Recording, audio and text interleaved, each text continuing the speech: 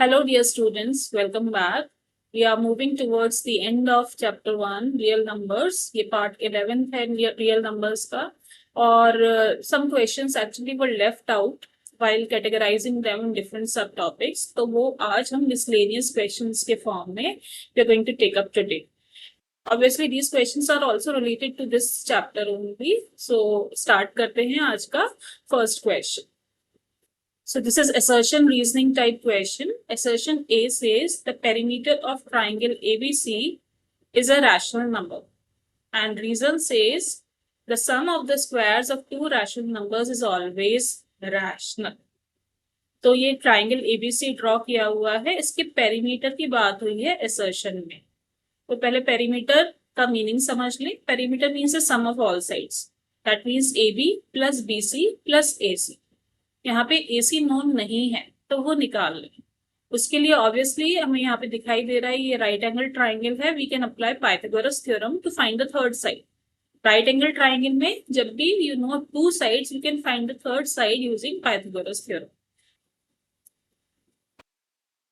Pythagoras theorem says the square of the hypotenuse is equal to the sum of the squares of other two sides. Other two sides कौन से हैं? AB and BC. And AB and DC are given to us. The value of AB is 3 centimeter and the length of BC is 2 centimeter. तो ये हम put कर दें 3 square plus 2 square. And we don't know AC, so it will remain as it is. Now this will become 9 plus 4. 3 ka square 9, 2 ka square 4. This is AC square. AC square becomes 13. So what is the length of the side AC? It is root 13. ये square shift हो जाएगा RHS में, it will become root. Root 13 solve नहीं हो पाएगा, it will remain as irrational.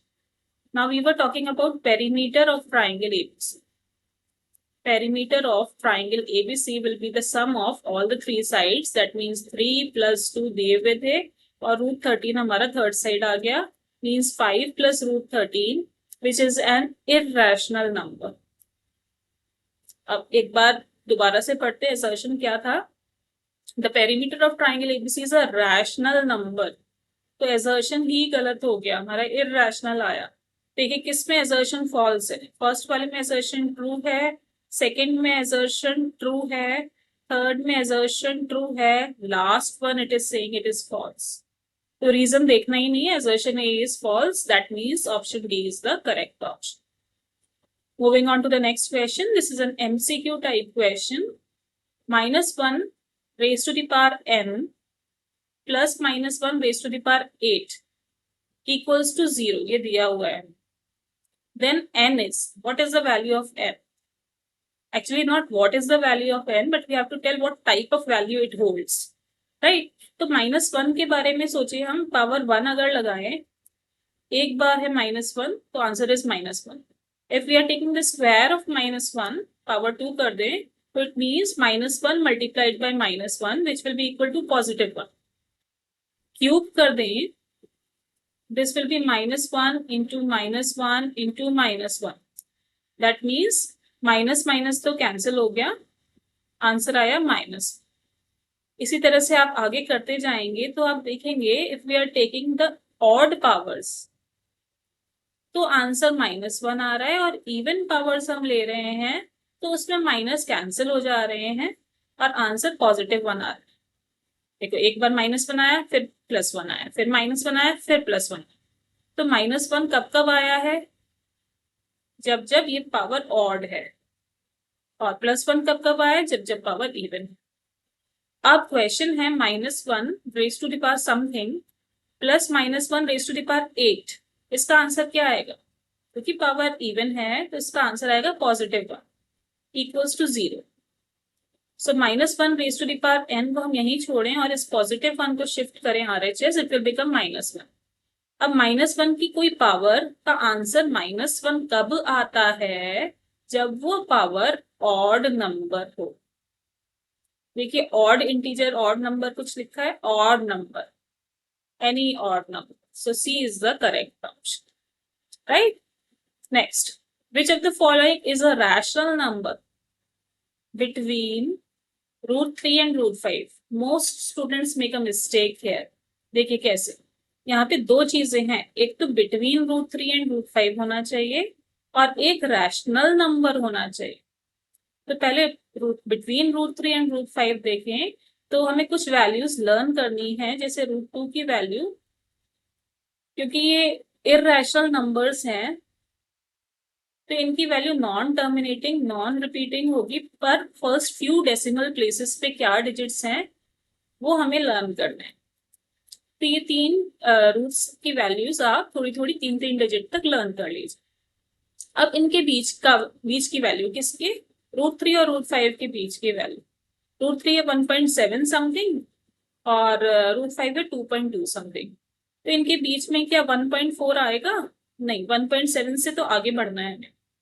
2.3 आएगा? नहीं, 2.2 से तो पीछे रहना है हमें, कम रहना है हमें। पाई की value 3.14 dot dot dot. This is also non-terminating, non-repeating. It's an irrational number, right? तो 3 पॉइंट समथिंग तो रहना ही नहीं है, 1.7 और 2.2 के बीच में रहना है। 1.8, yes, this can be the answer. This can be the answer. पर साथ के साथ आप इसको भी देख, it is a rational number or not. यहाँ पे डेसिमल एक्सपेंशन कैसा है, टर्मिनेट हो गया, खत्म हो गया। तो हाँ, रैशनल नंबर्स के डेसिमल एक्सपेंशन टर्मिनेटिंग होते हैं। तो this is the correct answer, right. तो आपको दोनों चीजें देखनी है, रैशनल नंबर भी होना चाहिए और √3 √5 के बीच का भी होना चाहिए। अगर हम रिवर्स वे में चलें, रैशनल नंबर पहले देखें और फिर ये देखें, तो हमारे देखिए फर्स्ट वाला जो नंबर दिया हुआ है वो एक नॉन टर्मिनेटिंग नॉन रिपीटिंग है, तो ये इररेशनल है, यहीं पे कट गया। सेकेंड वाला ऑप्शन जो है ये रिपीटिंग है, नॉन टर्मिनेटिंग है बट रिपीटिंग है, हाँ ये ले सकते हैं हम, this is rational, this may be the answer, may be the answer. उसके बाद पाई इररेशनल है, क्लास 9th में हमने पढ़ा है, इसकी जो वैल्यू होती है नॉन टर्मिनेटिंग नॉन रिपीटिंग होती है, तो ये भी कट गया। और लास्ट वाला टर्मिनेटिंग है, मे बी द आंसर। और उसके बाद हम वैल्यू देखें, ये 2.3 है, हमें 2.2 से कम रहना है, ये 1.8 है, हमारी रेंज में आ रही है, इसका मतलब D is the correct option. Next, 1 + √3 whole square minus 1 - √3 whole square is, solve कर लेते हैं। 1 + √3 होल स्क्वायर को a + b होल स्क्वायर की आइडेंटिटी से खोल लें, a² + b² + 2ab, right? तो 1 + √3, that means the value of a is 1 and b is √3. So 1² + √3² plus 2 into 1 into √3, यही होगा। 1 का स्क्वायर 1, √3 का स्क्वायर में रूट और स्क्वायर कैंसिल हो गए, 3 बचा, और यहाँ पे 2 1s are 2 √3, that means 4 + 2 √3 is the answer. इसी तरीके से अगर हम 1 - √3 का होल स्क्वायर निकालें, कौन सी आइडेंटिटी से, a - b whole square, so it will be a² + b² - 2ab। The value of a and b are 1 and √3, जैसे पहले थे। तो 1² + √3² minus 2 into 1 into √3. So it will come out to be 1 + 3 - 2 √3. आएगा वही सारा, बस 2 √3 में वहां पॉजिटिव था, यहाँ नेगेटिव आएगा। So 4 - 2 √3, ये दोनों ब्रैकेट्स की वैल्यूज हमारे पास आ गई, राइट। तो इसके बाद दोनों वैल्यूज को हमें माइनस करना है। हमारा क्वेश्चन है 1 + √3 whole square minus 1 - √3 whole square. तो दोनों ब्रैकेट्स की जो वैल्यूज आई हैं वो देखिए, 4 + 2 √3, 4 - 2 √3, तो यहाँ हो गया 4 + 2 √3, ये हो गया 4 - 2 √3। अब ब्रैकेट ओपन करें, 4 + 2 √3 तो ऐसे ही खुल जाएगा। अब ये वाले ब्रैकेट से पहले नेगेटिव साइन है, तो इसके अंदर सारे साइन चेंज हो जाएंगे। जब भी ब्रैकेट के बाहर माइनस साइन होगा, आप ब्रैकेट के अंदर के सारे टर्म्स के साइन चेंज करेंगे। यहाँ था +4, तो ये -4, -2 √3 था, +2 √3 हो गया, 4 और -4 कैंसिल हो गए, 2 √3 + 2 √3 4 √3 हो गया। जैसे 2x + 2x क्या होता है, 4x होता है, ऐसे ही 2 √3 + 2 √3 4 √3 हो गया, राइट। अब क्वेश्चन दोबारा से स्टडी करते हैं। क्वेश्चन ने पूछा था ये किस टाइप का नंबर आया, हमारा आंसर आया है 4√3। ठीक है, यहाँ पर लिख देते हैं हमारा आंसर आया 4√3। अब मैच करते हैं किस ऑप्शन से मिल रहा है। पॉजिटिव है, यस पॉजिटिव है, ये भी पॉजिटिव, ये भी पॉजिटिव, ये दोनों नेगेटिव है, रूल आउट हो गए।